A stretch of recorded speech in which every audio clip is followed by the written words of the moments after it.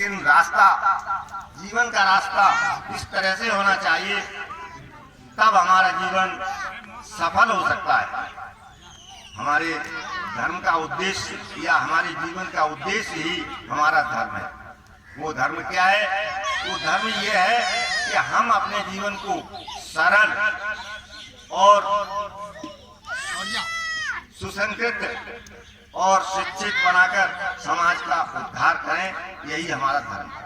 लेकिन दुख की चीज तो ये है कि हम शिक्षित होकर भी उन्हीं अंधविश्वास, परंपराओं और रूढ़वादियों में जकड़े रहते हैं, लेकिन हम इससे आगे नहीं उठ पाते।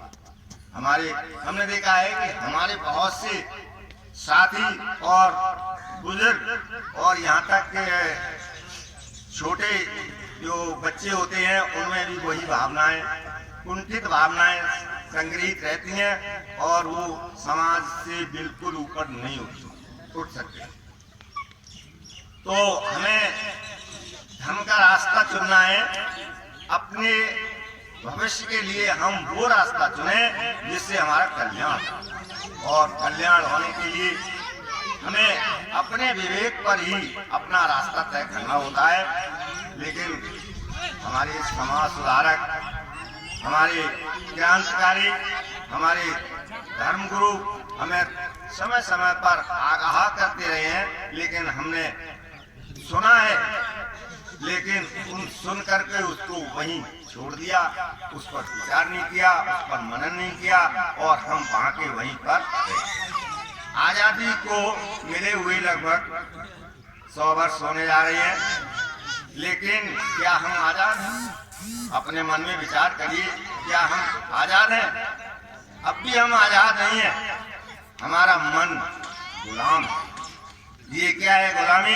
एक रूढ़िवादी परंपरा है जो हमारे मन से अभी नहीं निकल पाई, और ये तब तक न निकलेगी जब तक हम महामानव तथागत गौतम बुद्ध की विचार को, दर्शन को नहीं समझेंगे। जब तक बाबा साहब के ये हुए जो उपदेश हैं वो नहीं समझेंगे, तब तक हम मानव नहीं हो पाएंगे और न अपना कल्याण कर पाएंगे। ऐसे ही हम गुलामी के जंजीरों में जकड़े रहेंगे और हमारी पीढ़ियां दर पीढ़ियां यूं ही चली जाती है।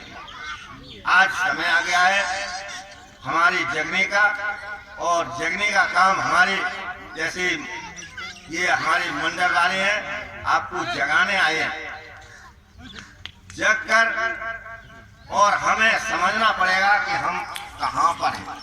इसलिए हम अपने धर्म का अपने आप चुनाव करें और देखें कि हमारा कल्याण कहाँ पर है।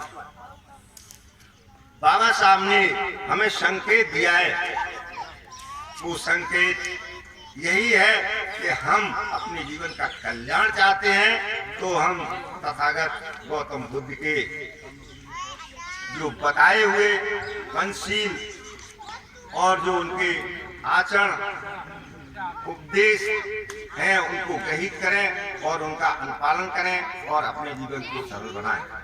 तो आज मैं अपने इस छोटे से संबोध के द्वारा अपनी बहनों को, अपनी लड़कियों को और अपनी माँ बहनों को ये उद्बोधन देना चाहता हूँ कि आज से अपने जीवन का चुनाव आप करें। किसी के पीछे लगकर और किसी के बहकावे में ना आकर उन सारे कर्म कांडों को, अंधविश्वासों को आज से ही प्रांजलि दे दें, उन्हें छोड़ दें और अपने कल्याण के लिए अपने धर्म का चुनाव करें। तो हमें